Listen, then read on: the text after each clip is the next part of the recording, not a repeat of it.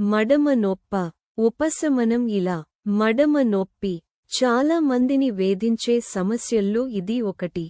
కాలి చీలమండల ప్రాంతంలో వచ్చే ఈ నొప్పి కొన్నిసార్లు భరించలేనంతగా ఉండి నడవడానికి ఇబ్బందిగా మారుతుంది.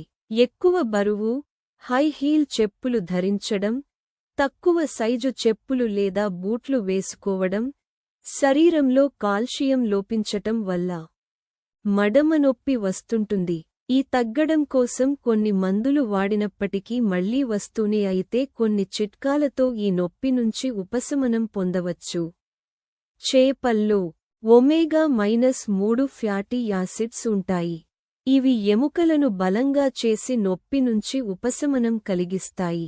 అందుకే మడమనొప్పి సమస్యతో బాధపడేవారు చేపలను ఆహారంలో భాగం చేసుకోవడం మంచిది.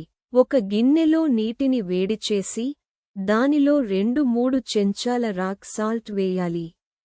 ఆ తర్వాత ఈ నీటిలో పాదాలను 10 నిమిషాలు పాటు ఉంచితే మడమ నొప్పి, వాపు తగ్గుతుంది. ఒక క్లాత్ 3-4 ఐస్ క్యూబ్స్ ఉంచి నొప్పి ఉన్నచోట లైట్ మసాజ్ చేయాలి. ఇలా చేస్తే మడమ నొప్పి నుంచి రిలీఫ్ లభిస్తుంది. నొప్పి ఉన్న ప్రాంతంలో లవంగం నూనెతో మర్దన చేసిన రక్తప్రసరణ పెరిగి కండరాలకు ఉపశమనం కలిగి నొసితగుతుంది.